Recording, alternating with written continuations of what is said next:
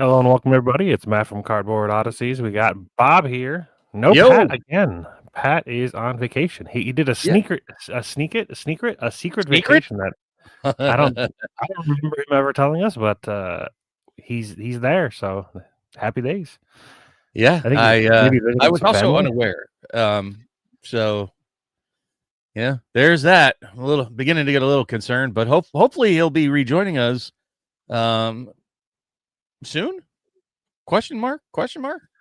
That's all right. It happens. Speaking about soon, yeah, we're still in the midst of Black Friday deals. What have you bought? Nothing. Nothing. I know, Nada. right? Zero. Zilch. Zip. Normally I do actually buy stuff, but for whatever reason this year I just haven't found anything.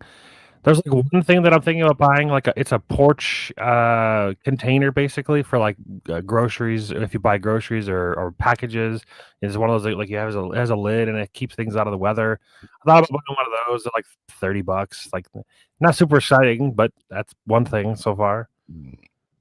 Huh. Well, I mean, I've bought stuff, not necessarily because of Black Friday deals, because really there weren't any deals I wanted, not even in the world of Magic the Gathering, even though there were some enticing prices, and it made me consider, man, should I buy some Spider-Man boxes just in case in the future? And the There's answer is no. Rudy did like a Black Friday deal kind of thing where he did a case of Final Fantasy play boosters and a case of Spider-Man play boosters for like 1,400. And I did the math and I was like, with taxes, it's a couple $100 off, but I just don't want them. I don't Yeah, know. I mean, it's well, $1,400. It's not even a great deal, honestly. I mean, It I is know a Final case of Fantasy, right? Final Fantasy is about 860 plus tax, and then Spider-Man is about But 680 plus tax. that's not that great a deal. I saw some Final Fantasy play boosters under 130. Well, these come up to 118 a box Well, after that tax. for After the all tax 12 30. or for just the Final Fantasy? That's for 118. Yes, that's the problem. Like I saw if you go to Micro Center, which that's funny, Micro Center had better deals than any LGS I've ever seen. $80 for Spider-Man play Wait, boosters, like that was pretty crazy. 6 times 120 is only 720. Uh-huh. That's what he's selling them for. Well, but you were saying that one, the case was It was like 1,439. But if you went in like TCG Player and you bought them, it came out to be the play boosters for Final Fantasy were like 870 plus tax, and then the Spider-Man was 680 plus tax. yeah, either one, neither that would be over $100 a box for the Spider-Man, and I saw Spider-Man as low as $79. So well under the $100 mark per box. So that's not a great deal. But we've talked about that before. Rudy's deals are nothing to write That's the home thing. about. He did a deal sandwich. The Final Fantasy box is for 118, great deal. The Spider-Man for 118, not a good deal. So like it's like you have to take the garbage to get the good deal on the one product, and it still as a package was a good deal. You saved about a couple $100, but it's one of those things where I'm just like I just don't want to have two cases of the stuff that I got to hold and hoard, and I don't know, like Well, and that's the thing. I never encourage buying things that you don't want, right? And I guess that's sort of the message here is don't let sucker prices lure you in just because it's a good deal. Nothing's a good deal if you don't need and or want it, right? It's sort of like, ooh, poopy flavored lollipops. Man, they're only 1 penny a piece. I don't care what the price is. I don't want a poopy flavored lollipop. It's that simple. Yeah. And it doesn't matter if it's like the cheapest lollipop in the store. And that's sort of the same thing is I didn't want any more Spider-Man play boxes than what I already have. I really didn't want any more. Hello, Henry Lawrence. I really didn't want any more Tarkir, which was kind of more appealing. I have, I think, maybe one box or maybe none on my shelf. The Spider-Man pre-release kits, those were also on my radar, and the Spider-Man cool-looking bundle with Venom on it, the black one. Also made my radar. I think I saw those as low as like $30-something somewhere. Yeah, KFC. What about had you 'em. guys in the audience? Did you head up over there or no? Nah, I didn't go anywhere. I really didn't buy anything for Black Friday being Black Friday. We're looking for a new dryer. That's about it. And we'll probably order that, Cyber Monday kind of thing. But, I'm almost done with all my Christmas shopping already. And just because I know my daughter doesn't watch the show, she wanted some new VR stuff that either A, is not out yet, like the Google Frame, or I'm sorry, the Steam. Is it Steam Frame? It's like the new, like that doesn't even come out till January. And then there's like a big, beautiful screen or some shit. And that one is like a 6-month waiting list. But all the ones that she listed were like over $1,000. I'm like, no. Nice. No. If I'm giving you $1,000, it better be going into like a Roth, and that shit will turn into over $80,000 by the time she retires. That's more than most people even have in their entire retirement savings. So I just can't in good conscience buy her a googly headset for something that could actually practically be far more useful.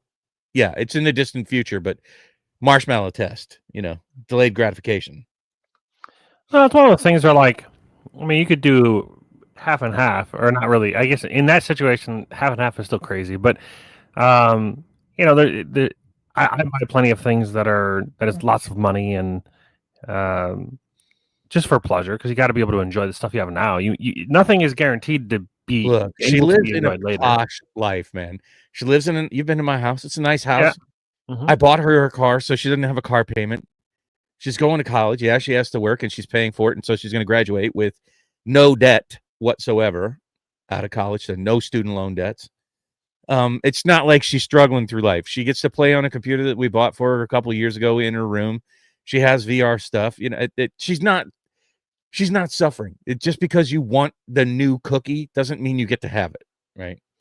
Oh, sure. That's cool. 4 Spider-Man pre-release for $25 each. I mean, it does kind of sting a little, that I bought my Spider-Man play boosters at $149 each, and my Spider-Man pre-release kits at $55 each. But I just don't want any more. I got them at a price that I was okay with at the time that I got them. And what it's teaching me, what Black Friday is teaching me, is just be patient.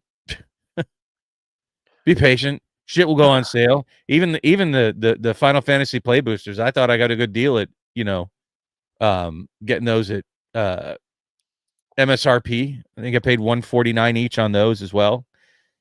If I'd have waited, I could have picked them up at the prices that they are now, $120.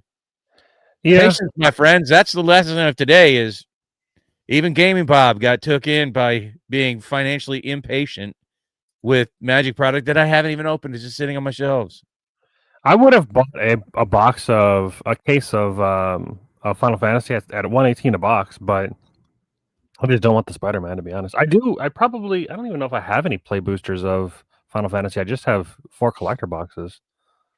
I mean, it's not a bad thing to have, but if you're doing it for investment, I don't advise it.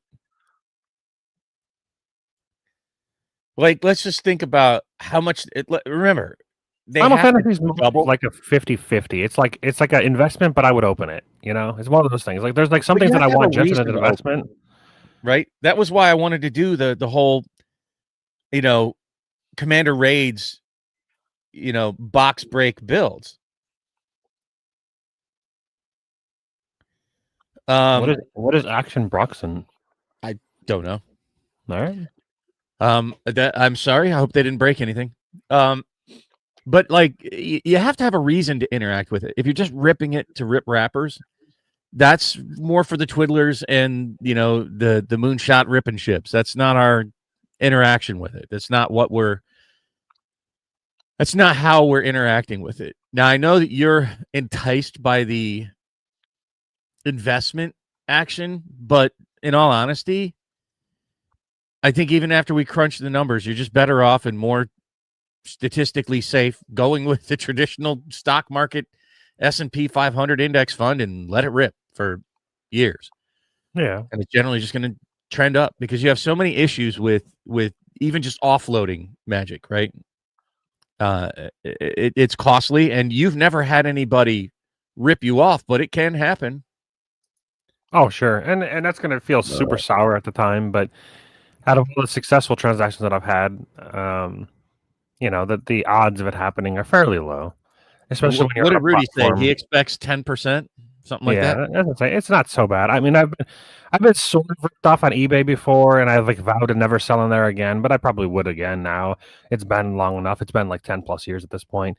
But I had like sold an iPad for somebody. They asked me to sell it because I had a seller account, so I sold it for him, shipped it out, and the guy used it for like 2 weeks, and then he did something. He tried to like jailbreak it or something, and he bricked it, and he was like, "It's broken," and he actually got a full refund from eBay because he said it was broken. I'm like, dude.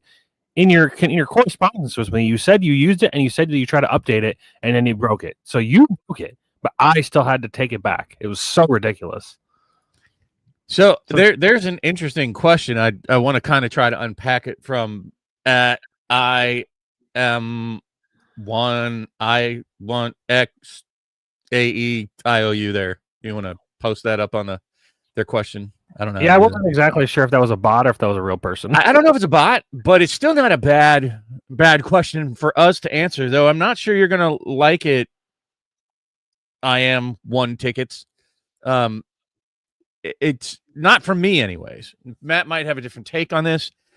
I don't recommend. Oh, okay. I'm not really sure. When you say completely unfamiliar with the business, are you completely unfamiliar with Magic the Gathering as a product? This isn't. We're not really a business channel per se. Twitter would be more of the business aspect of it, as far as like buying and selling and reselling and whatnot. Wow, what a complicated answer, to be quite frank. Like, just take Twiddler in our audience here. A solid member.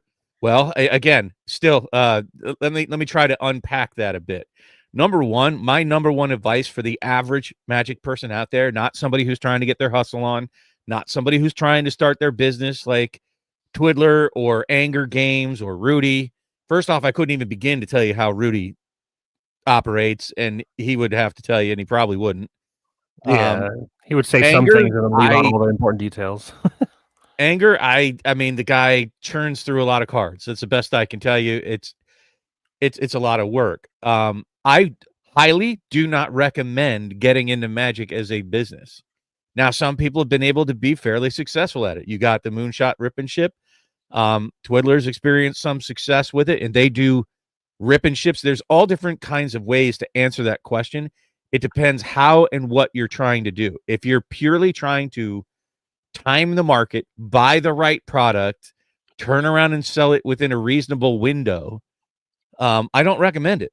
Now, as far as card selling, if you're a player, because there's lots of blurry lines here. Matt's a definite player. I would say Matt is probably a player first. Before, definitely, I don't believe he's a collector, but the wall behind him says different. I'm an investment collector. I am definitely more of a collector. I can't be an investor because I never sell anything. So I'm more of a player collector, but I have a rather large supply just because I'm an idiot of sealed. But my advice is right off the rip, and Matt, you can chime in on this, with your thoughts afterwards, but never buy anything you don't mind being stuck with if it goes to $0. Yeah, I mean, I've done a pretty good video on buying and selling sealed product. So I'm going to post that now. That video, it's a little lengthy. I think it's 20 minutes. It's not too bad. But that video basically just goes over my take on buying and selling Magic, at least as far as sealed Magic.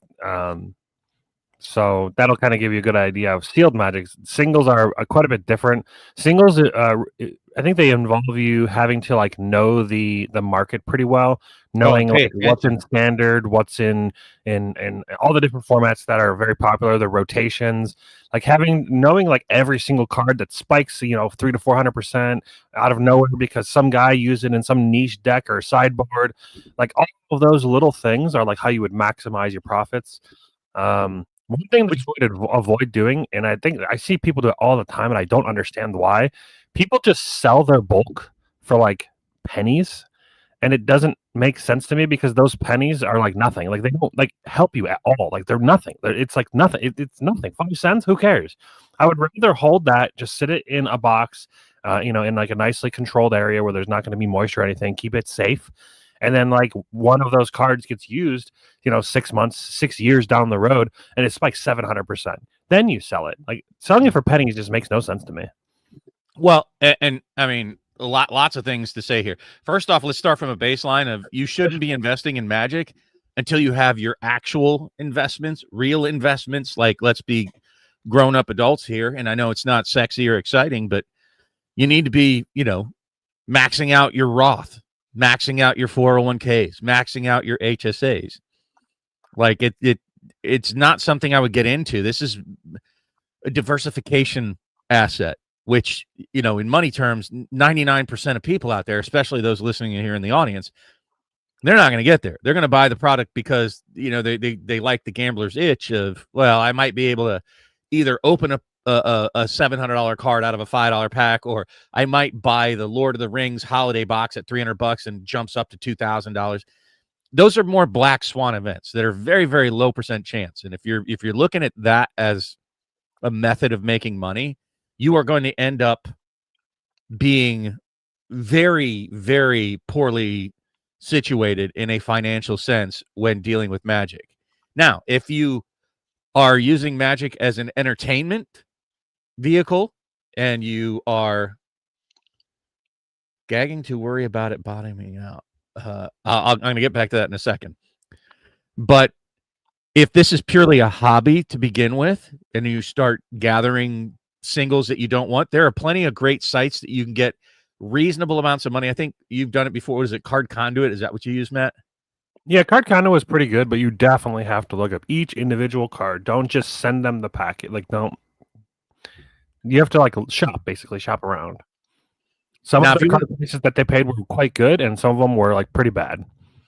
Now, if you want to get into it as a real legitimate business, like the Anger Collections style, where you're, I don't even know who Anger is. Who's Anger? You'd have to look him up. I'm not going to go into it, but he rips product. I mean, he buys collections. He rips product. He's a large volume seller on TCG Player, and he does Pokemon as well as Magic.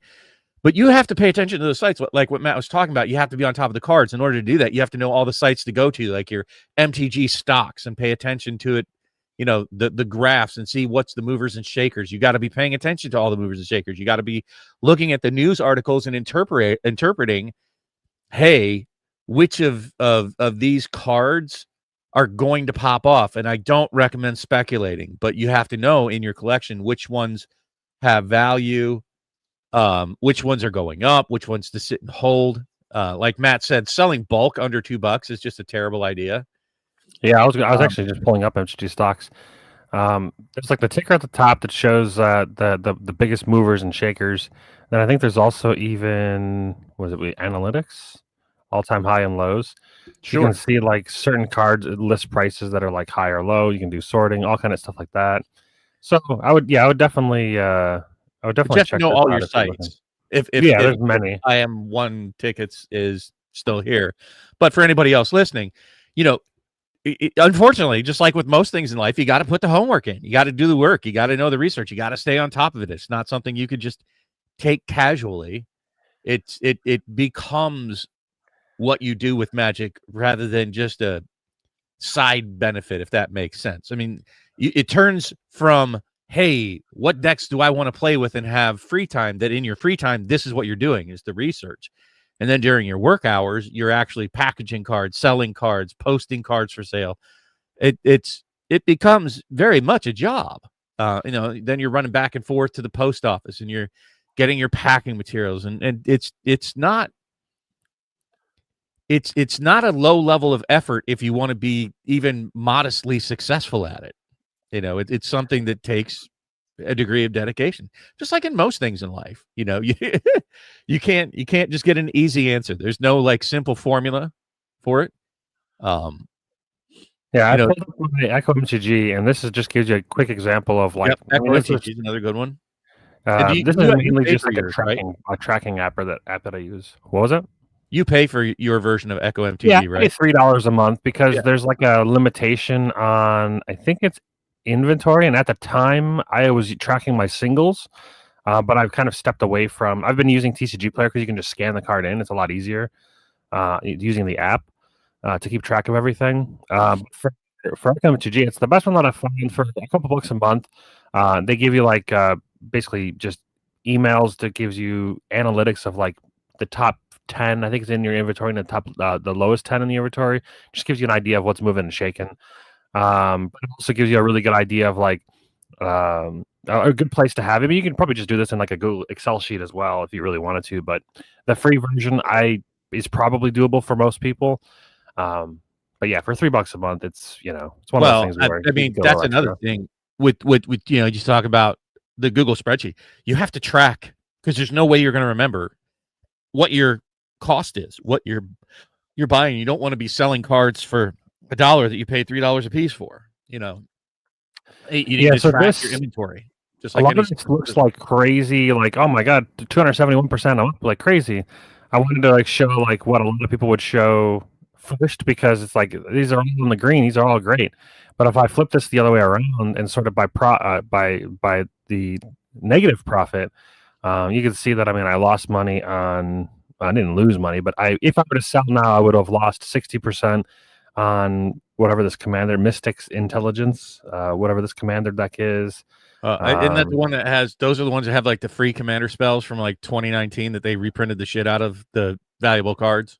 Like yeah, Aether Drift, the Finish Line bundles, I really thought would do a lot better. They're not doing too great. They're not doing bad, but I'm sure they'll go up in the if you were future. to, but let's go back to that. I want to point that out. Let's go back to that bundle, right? So let's take this as an example. Almost a year old product now. Yeah. And if you look, oh, you're covering it up. So you bought in at 70 a piece. Is that what it was saying, or that was a low? Acquired price is. But let's just pretend you bought it at 70. Let's pretend you bought it at the lowest price there, right? So and what that video is that Matt linked 86.62 is the acquired price.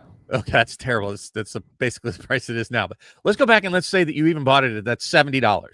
Here's where people don't get it out there. They say, "Ooh, it's gone up $17." Right? Well, that $70 is not likely the price that you got it in the door at your house because you probably paid either shipping and or handling and or taxes on it. But let's say that you even got it for 70 in the door.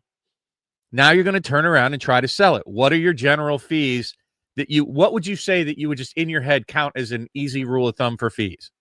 What percent? I for fees and for seller fees and for shipping, I would do 30%. I would just take 30% and just throw it out the door. So immediately you'd already be at a negative what? Because it's only gone up $17. So 10% of $8.87 would be $8.70. So 30% would be about $26. So now you're looking at 60 something dollars is what you would put in your pocket. And that doesn't even include taxes, my friend. And if you go over the number, and I'm not going to go into that. We've covered this in other shows, but you got to be cognizant of the taxes you're going to have to pay. And yeah. I'm not talking about the sales tax. I'm talking about income tax, 1099Ks. If you turn it into a business, you are more than likely going to have over $20,000 in sales for a year. So welcome, my friend, to the 1099K, which means the government's going to ask you for more money, taxes on the backside of everything. And it'll be everything that you sold, not just if you do turn it into a business, there are other things you can write off. So at least there's the benefit of that. But you actually do have to have, you have to have an LLC. I haven't really looked too much into it, but there are tax write-offs that can help offset because you don't have to pay taxes. From what I understand, you don't have to pay taxes on the total cost or the total sale of the product. You can basically take the cost of the product and like remove that, and you're only going to it's like on the gains of the product. But now you have to track. But yeah, having to track everything. You have to track everything and prove it and keep receipts. And, like when you talk about turning it into a business, that's a whole thing, man. It's like you got to, and it's all fun and games until the IRS decides to audit you, right? And that's when it becomes a nightmare because their penalties can wipe out your entire year's worth of revenue easily. But yeah, just looking at my entire collection at the moment, which isn't 100% up to date, I'd have to add. I think I haven't added my Spider-Man yet, which would show more losses. But it says right now, if I were to sell everything, I would profit 42%. Now, if we take the standard 30% off, I'm gaining 12%. Now, granted, 12% is still not bad. It's about it's above average of the market over the course of 7 years. If I were to gain 12%, that's not bad at all. But the problem is that this inventory is 125 items, and it is a mix of cases and different kind of boxes of different things. It would be quite annoying to actually purchase or actually ship everything. If it was just one person, it'd be a lot easier, I guess, if I found like a local buyer. But yeah, it would be quite annoying to sell all of that product, and it would be more time consuming. I would probably only do it if somebody had like a cash offer, and I would hope, and then I would avoid some of the seller fees, which would be nice, and shipping. Yeah, that would be the best way to do it. Getting back to the original question of what do we recommend for starting this as a business? I don't. That's the short answer. I don't recommend starting this as a business. And honestly, we're probably not the best people to ask that question of. And I know that's not sexy. People like coming to these kind of YouTube channels for hype advice and get everybody's, endorphins going and their dopamine hits. And that's not what we're here for. We are here for raw data and real honest takes on literally everything. As far as the $1 and $2, Twiddler asked us, I don't know if you could post that, the $1 and $2 cards. I do the same thing with every card, $1 card, $200 card, $1,000 card, 10-cent card. I do the exact same thing with all of them. They stay in weird piles all over the place until I finally put them in my collection somewhere. Twiddler, I just keep them. I don't. I honestly, my barrier to sell is like $5 to $10. Even $5 is kind of like, is it really worth the time? I say that because, like, again, it's what can you do with the money? What can you do with $3? Not much. You can't buy any sealed product. You can barely buy a single pack, let alone, I don't. It just doesn't really, like. There's no impact. When I sell some of my cards, I want there to be impact. So if I'm doing a bulk sale to like something like Card Conduit, if I have a $5 card, they're going to pay me $3. I'd rather just wait and hope that potentially the card goes up. And here's what I'm going to say there. And Twiddler just nailed the real crux of it there on his last statement, where he's got 150 to 200,000, 100 to 150 to 250,000 cards that are under $1. Here's right. Neither Matt nor I open in bulk like that. I have probably $500,000 cards in my total collection, and I really have no idea what it's worth. I would just have to throw a rough number of, I don't know, with all sealed and all singles, probably somewhere in the $50,000 to $100,000 range, and that's pretty wide. But neither one of us opens in quantity sufficient to even worry about that, right? We open at most a couple of boxes in a specific set that we open, and we skip many sets. So we don't have large volumes of $1 and $5 cards sitting around. If you've ever looked into Card Conduit, they have a bulk service basically where you can just send them, I don't know, about 150,000 cards. I don't know if there's a limit. They do have a bulk option basically where they want your bulk and you can send them. I think it's called there's an option basically where it's like, instead of having to tell them a full list of the cards and have it sorted, you can just tell them, I'll take less money and you do it. You do the work basically. And I think it's an uncurated list. And here's the thing at that volume, Twiddler, honestly, if you have that many cards, I would get one of the, they just had that, $650 sorter that was on Kickstarter or something. I don't know how great that is because it only does what did it say? 300 cards in 30 minutes or something. But 10 cards a minute, it sorts and catalogs and does all that stuff. I would be looking at a sorter when you're talking that kind of volume. And how quickly do you generate that many cards? What kind of card mills? Okay. And it okay, so if you already have it, then it gives you a rough idea, but it's kind of it's going to depend on your timing, right? Because cards fluctuate way too frequently. Either you're going to have to do it, set a regiment of a cadence of when you open and when you sell. That's a nearly impossible question to answer if you've been gathering those cards for years, right? Because it's not a cadence that anyone could follow. Oh, okay. And even at that, when you're talking 300 cards, we'll call it 600 cards an hour. I think, I don't know, and I'm just throwing a number out there. I know you're manually scanning them now, but good Lord, that kind of volume. I mean, even if it's 600 cards an hour, it's going to take you thousands of hours to get through all your cards just to even sort them at that point. So yeah, for that kind of volume, it might be better to use Card Conduit. You'll take some hits on some, but you'll gain a pretty good. Basically, what Card Conduit does is they're a third party that knows where all of the buy list things are, all the buy list services are. So, like, there's the Star City Games, the TCG Player. They all have their buy list Card lists. Kingdom, yeah. Card Kingdom, yeah. And what Card Conduit does is they charge a percentage fee to do that work for you. So that it's something like anywhere between 2 and 4% or so is what they charge.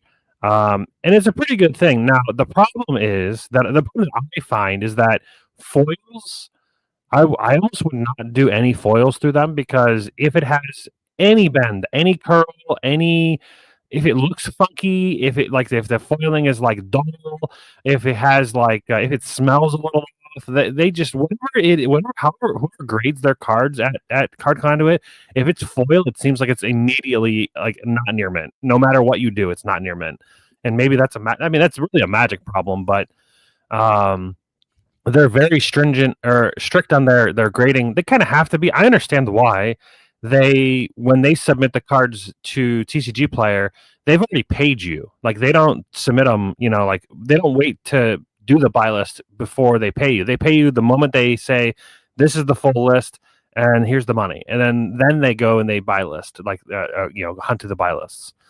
But yeah, if you have like 125,000 or however many cards, I don't know if they have a limit, but I would probably just do their uncurated, just send. Basically, it's just like, I have a box of cards, you send it to them and they do all the work for you. And like I said, you'll take some hits. Some of the pricing is like 50% of the actual value.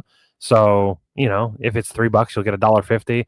But some of them are like 75%. So I've seen upwards of like 80% of the actual cost, which if you were to sell them individually, yeah, that's like that's better than you would get at TCG Players. So it really just all depends on how willing you are to take a hit. Now, me personally, I don't know what I would do in your situation, because I like I just said, I would rather have a card go up in value over the course and like have like a list, and like on Icon MTG, if you can like keep track of everything or whatever, however you're cataloging them, and you could just be like, oh, this card just went up 300%, sell it now, as opposed to like selling it now and then it goes up 300%. You get $1 now and maybe it jumps to $4 or $5. You're just losing all that money. But on that volume, I don't know, man. Like, I don't even know. I wouldn't even want to be in your position. I would probably honestly just send it to Card Conduit. Just like the entire everything. That, or just you have your own site, you already have your own audience, and then just offer a hell of a deal just to eliminate them. Get a bunch of boxes. Try doing just like handfuls for like some price. Yeah, I mean, legit about it. But when you say under $1, I mean, are you talking about totally worthless cards, like even basic lands, or cards that are worth I would just 10 cents? Like, are you talking about cards that are over? Like, I think the threshold I saw on even Card Conduit was like what, 50 cents or something. Yeah, there's like a minimum. If you send them actual like literal bulk, I think they like. I think they like don't, either they don't pay you or like they charge you for a bulk fee or some shit like that, because they don't want you just sending them all a bunch of commons.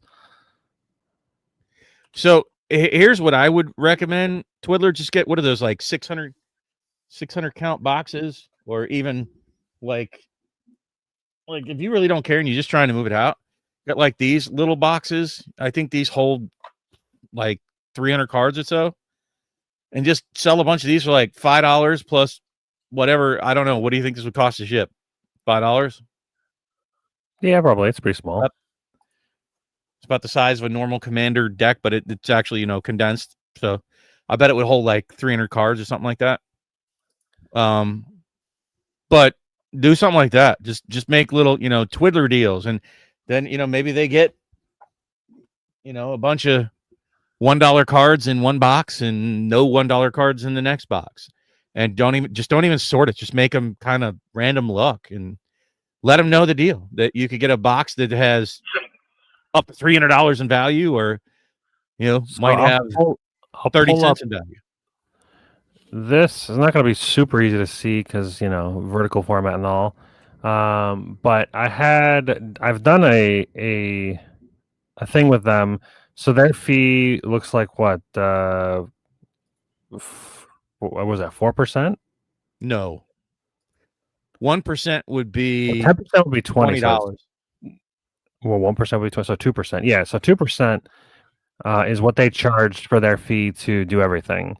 So there's even a code that I used. Jams saved me $5 or almost $5. That was on their fee. Yeah. I don't know if it was 10% off of their fee. I don't know if that code's still working. It probably is. I think they're still a sponsor of Jam. But the one thing that I like about it is like they kind of give like the condition, the rarity, the foil. They have like this whole thing. They have a itemized report, or hold on, what is it? Stats and highlights. Yeah, so they have like a full breakdown of your most valuable cards versus your I don't know why they have most valuable creatures. They have most valuable artifacts. They just kind of go through and show. You pulled off your Chrome Mox? Huh. Yeah. It was going down. I was just annoyed to having it, and it just kept going down. I'm like, fuck it, get it out of here. When I first pulled it, it was like 95, and then it kept going down and down and down. What it is now, I don't know. But I mean, honestly, Twiddler, I would do something like that, like just like bulk bin, and you make a few bucks, you get them out of your house, you make people happy, they come back, they buy other things, make it a good deal for them. Make sure that you're not filling it with all completely garbage cards. Try to give them a little bit of value, but so it looks like it went up. Maybe looks like it's $80 their fee now. Yeah, so so curated, or I guess it would be standard. So it looks like standard is 10%. So you're gonna pay them 10% to do all the buy listing for you. And this is the basically what I was talking about. So if you do the sorted version, that's basically like you enter in their website, you give them a full list of cards, and then they tell you what order they want it in, and then you have to put it in that order and then ship it to them all in that order. And that's basically like the way to save. And no sleeves. Yeah, no, you have to take everything out of sleeves. Everything has to be like in its own, it has to be in the right order. You can separate them into bricks if you want to like make it like 1, 2, 3, and 4, and like to make it like longer instead of like, I don't know if there's a way you want to package it differently. Here's the difference, Twiddler, of what I was saying. Like, can you show them the one where it gives you the limit? Like, don't send them cards under 50 cents. So you'd have to go through and sort everything again and eliminate all cards under 50 cents, right? And then those truly become like worthless cards. You just like they're not worth selling on a TCG player. They're just that's not worth it. It's not worth your time, because even if you sell a 50-cent card minus 15% for fees and whatever else, and then you have the shipping, but they're paying the shipping, then you're still selling a 50-cent card minus 15%. So you're getting 40 cents for your effort of driving over to the damn, doing the packing, of putting it in a mailer of some sort to protect it, which you have to do for anything you sell. So now you're down the materials. The packaging materials, nobody pays for that. So plus your time to get over to the post office, you're literally doing all that for either no money or a loss. So TCG player is not an option for things under 50 cents. The bulk box is probably going to be your best bet, or if you try to send it in, I mean, I think at some point it's not worth the weight in shipping, right? All right, so looking at the FAQ, I was tooling around, so I unshowed. So it's quantity and limit. Standard and curated shipments have a quantity limit of 2,500 cards, approximately 10 pounds. So that's another thing. Yeah, like you were saying, shipping. The amount of shipping you'd have to pay on 125,000 cards. So if you have 125,000, what is that? 100 pounds? 10 times, that's 25,000. No, that's even more than that. What is that? Fucking Jesus! How many cards is that? So 125,000. Time capsule. You missed a pretty decent chat about Magic the Gathering business. Not even at all what we had intended to talk about tonight, but it was a good question from a rather random person that strolled in and asked, what advice do you have to give somebody starting this as a business? And the answer was I don't. But here's all the ins and outs that we look at. And then Twiddler started asking about, like, what do you do with your cards underneath $1? So that's 500 pounds to ship 125,000 cards, roughly. 500. Mm-hmm. You need like a pallet. Like, are you going to get that money even back? I don't know. I don't think so. I don't know. How much does 500 pounds cost to ship? Yeah, but you're not doing it all at once, right? You'd be doing it in if you were doing, looks like anywhere between $300 and $1,000 based on random AI estimation, which is probably correct. So you're going to pay, how you ship it, right? if you're getting, let's say you're getting 50 cents per card, 125,000. Well, hold on. Let's just do this. How much? Just type in how much does it cost to send a 10? We'll do 10-pound packages, right? Which is a 2,500 cards. So how much does it cost to send a 10-pound package in USPS? Oh, I know. I haul my collection up and down stairs. Not all of it, but parts of it. I got pretty winded, just from the number of boxes that I carry. And I even like those little, like, 3,000 count ones. Looks like USPS is on average about $9. So multiply that by 50. 50. So roughly about $400 or $500. Yeah, 450. So you're gonna so we'll just say $500. So that's still pretty good though. Even if you get 50 cents a card, you're looking at like $62,000. So, but I think what he's saying is he hasn't even sorted it out. It's just everything under $1, which includes the vast majority, which he would have to sort out first. So now you're going to spend hours. Well, yeah, that's another thing. There is a limitation. Oh, and also it does say unless you have prior authorization to us, so you can actually like message them and like, look, I've got blah blah blah. They might be able to approve that. But like you were saying before, there is a limitation for for bulk items. So if it's less than 10 cents, they're going to give you a very like 0.0002 cents. Yeah, which is literally won't even cover the shipping for that weight. If it's a mythic, you'll get 13 cents. If it's a rare, you'll get 3 cents. But yeah, commons I would never do almost ever. So I would only do rares and mythics, and even then, like again, like is 3 cents going to do anything for you? I don't know. Like, but not only that, I think there's like they charge you higher fees when you. Yeah, the standard fee is, and that's another thing. It's 3 cents per card to catalog every card. But they give you 0.002 cents for it, and 10% of the total value. So they're basically stating, please don't send us your commons on commons because we'll charge you for it. It actually will be an actual full charge. Now, if you do a sorted, but I think it's a limitation of 500 cards. But if you do a sorted, it's only 2%. I think the sorted is the best. It takes a little bit of effort. It takes time. So if you value your time, it's probably not worth it. It's probably the curated is a little better. We don't have to sort it. But I mean, I don't know. That's a lot of cards. It's difficult to even understand how to even tackle it. But I think card conduit might be an option to like. I mean, it'll take them a long time to get through it as well. I don't even know. I don't know. I don't know what they would do. They might be all for it. They might be happy and be like, yeah, send it to us. But yeah, you definitely don't want to send your cards in sleeves. They will charge you $20 every 500 card. Every 500 cards, they'll send you $20, or they'll charge you $20 to unsleeve every card. Every 500. So don't do that. Yeah, again, I just don't. Don't know what to tell you other than like I think your best bet is just to do something nice for your viewers. Don't look at it as a profit loss. Look at it as clearing up space that you probably need, because that's what I run into with my collection. Why I really don't want to open much more product, and I'm getting very selective about what I buy.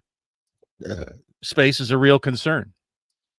As far as like what I would do if I were in your shoes, yeah, it would be just put them in nice little boxes, make it something cool just to get people, get action going on your site. Maybe you'll get subsequent sales, maybe you put them in addition to something. Maybe you just make it a bonus that you tack on to like a game as like, hey, yeah, for every entry, or for every $50 worth of entries, you get a bulk box just for free, right? I would attach it. I don't know. I'm not a good carnival barker. I really don't know, but that's I wouldn't look at doing what we're talking about with the Card Conduit or the Card Kingdom or even TCG Player. I just don't. There's not enough money to make it worth your time, and you're getting up there, Twiddler. You're my age, and time is valuable, my friend. I wouldn't like give them away. Although, I mean, I don't know. I guess it depends. Are you're talking about these rares or these commons on commons? All of it. Any rarity, but they're all under $1 in value. Some of them are going to be like 2 cents worth of value. But my point with that is, just attach it to one of his, one of his games. Just make it like a bonus on one of his games. I think that'll be true. You could just do stocking stuffers, basically, like do a day where like you get some of my unwanted bulk. Well, just for like every $50 that they buy into his games, they get a free thing, and then just like jack up sort of the price by, I don't know, $5. Build it into your price. It's kind of how business works, isn't it? Common, uncommon, rare, mythic. I would honestly, at this point, I hate to say it, but I might just recycle my bulk commons, uncommons. I might either that, or I might just try to list it on like some like a local Facebook marketplace and be like, anybody wants my unsorted, you just take it all. I don't even want it. I hate to like throw it away. It sounds so wasteful, but it's useless. It's worthless. I don't know what. It's like going to be difficult to even just give away. But I don't know. The mythics are probably worth, doing either the bulk buy list. I think Card Conduit is going to be your best situation. That's personally. Either that, or of course, because you have the avenue of being able to, like we were saying, on your own site, do it to your own site and see how well they move. If they don't move very quickly, then get rid of them another way, like the Card Conduit or whatever. Or you can even try to do eBay, bulk thing. Did, Coach? We did. Yes. Oh my God, I had a great Thanksgiving with the family, and we had like really good food. I played Guitar Hero with my bro David, my boy. Played a Rock Band and Well, we played Club and Hero, which is basically like all of the ones on your computer, which was fun. Yeah, it was good Thanksgiving. It snowed like crazy near us, so it made people's trek over here difficult. But Oh, then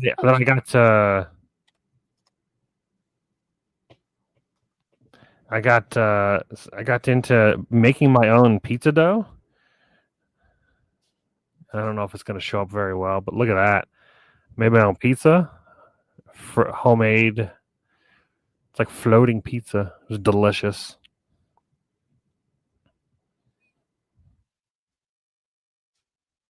But yeah, hope you guys all had a good holiday, and we lost Bob, maybe?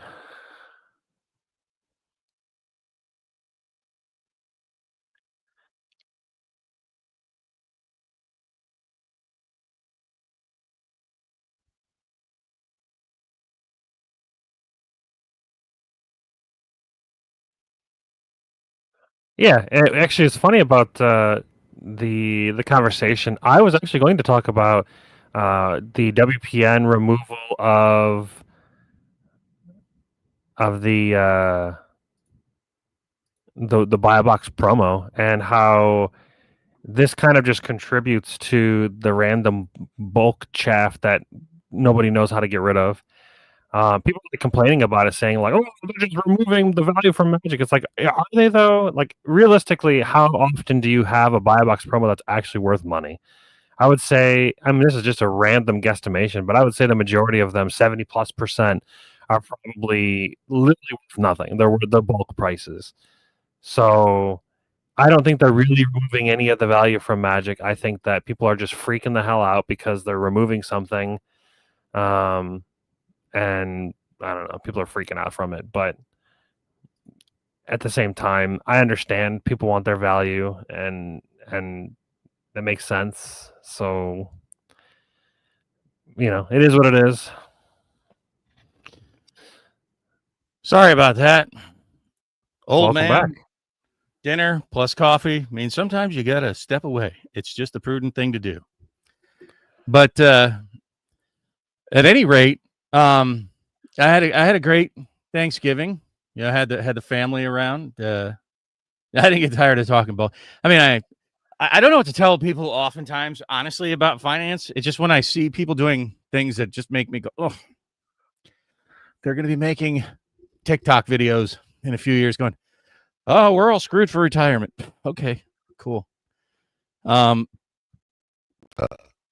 I'm kind of curious, Coach, did you buy any Black Friday Magic deals? There have been some good ones around there. I'm going to say this year looked more enticing than the previous couple of years for buying Black Friday Magic deals.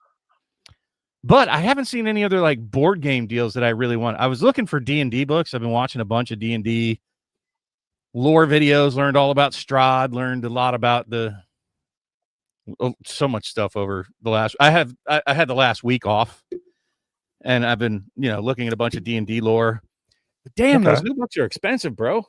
What the like hell? $50-$60, yeah, and they're not on sale for Black Friday. What the F? They came out last year, right? Something like that, yeah. And are they?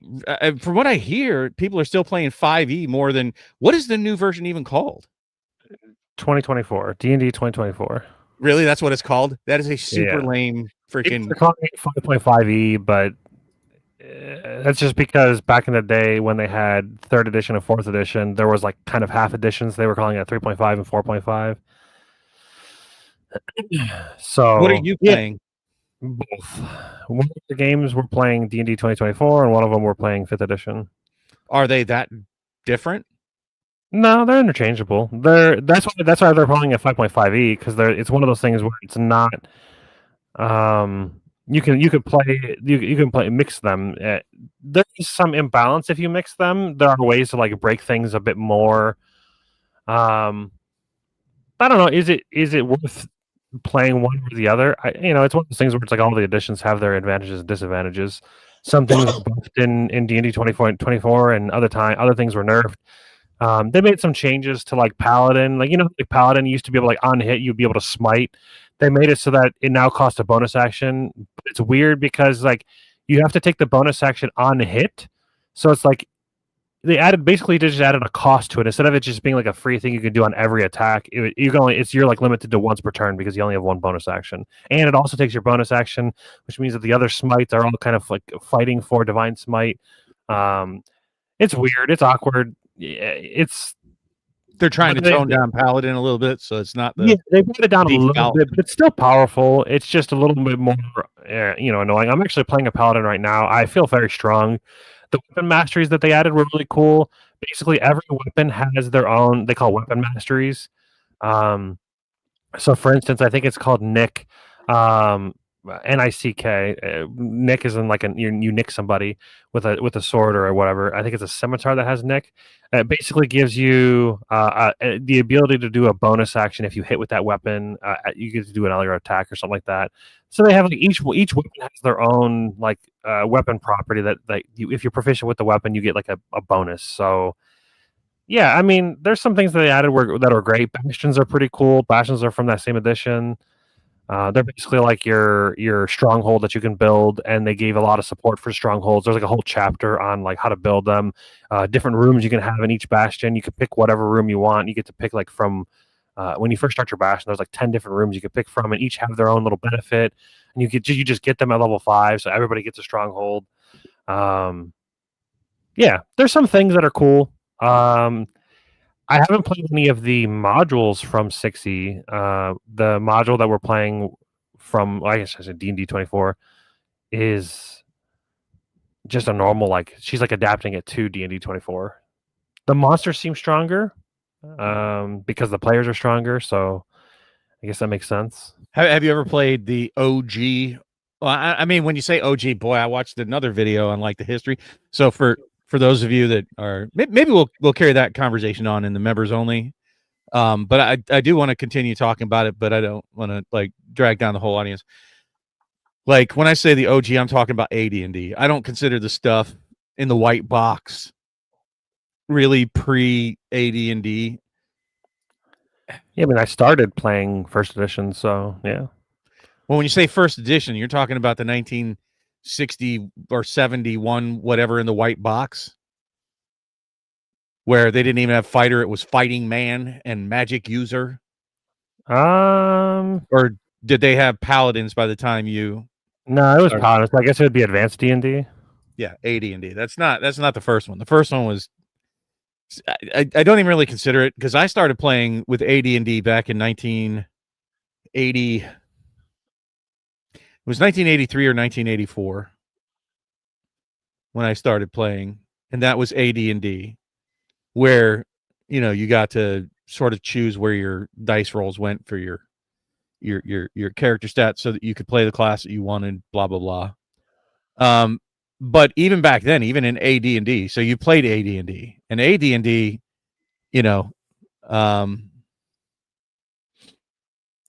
I liked it back then. It was very dangerous. Like you could get one shot. I would never play it. You get one shot by virtually anything. You could be like a level 4 and get kind of one shotted by a kobold that got lucky. I mean, that can happen in first edition or 5th edition or 5.5e. Like first level, I'm talking about you're like 5th level and like a 3rd level kobold can one shot you. Yeah, that can still happen with some unlucky rolls. They're super powerful. There are outlier monsters that are just like super strong. So it's just it's not as common in the later editions. They're more balanced. Well, you also have death saves and all that kind of stuff now, which you didn't have then. Yeah, you got reduced to 0. You did. Get out a new character sheet. I have made plenty of characters. Oh, that's nice, Coach. We'll pass that on to Pat if we see him. I mean, I didn't realize he wasn't going to be here tonight, but he wasn't missed. I'm just kidding. I just posted the members only link. This is the show after the show that we do. We'll probably keep it down to like I was thinking maybe 30 minutes this episode because we're mostly doing it's like a holiday on the holidays, and then my buddy wanted to play Space Marine 2, Warhammer 40K Space Marine 2 that just came out, or it's on sale. We're doing the Christmas decorating. We just put up the tree today, and we still have some more things to put out. So yeah, we'll do a quick members only show. Thank you everybody for joining us tonight. Sorry if we droned on and on about a topic that we hadn't even planned on. We were going to talk about some Avatar stuff. Maybe we'll cover some of that in the members only show because it's that time, folks. I don't know if you heard about this. The Buybox promo is getting removed. They're no longer doing that anymore. Why don't we talk about that when we jump over to the next members only stream? That's right, because we're so good at the YouTube thing. Don't forget to like and subscribe, and if you really like subscribing to us, then consider for $1 a month. Like that's not, you can't even get a coffee. You can't even get like a half a cup of coffee for $1 anymore. For a whole month worth of content from us, and you're showing us your love and support. We would love it. And become a member. It's down somewhere in the thingy or the 3 dots in the phone view. Yep. So we're going to jump over there now, and you're going to get at least 2 hours of content every month at a minimum. So join us as members. And thank you all for being here. Appreciate your time. Hope you had a good Thanksgiving and a good cyber weekend here. Look for more deals. They're still ongoing. Yeah, there's Cyber Monday and Worcestershire Sauce Friday, and you'll have plenty of deals. Yeah. All right, folks. That's going to do it for us this week. Catch us next week, 7 p.m. Maybe Pat will be back? Question mark? Hopefully. He was sick last week and vacation this week. Maybe next week he's sleeping. Or just doesn't set his alarm. Yeah. Yep. All right, guys. Later. Have a good one. Thanks again.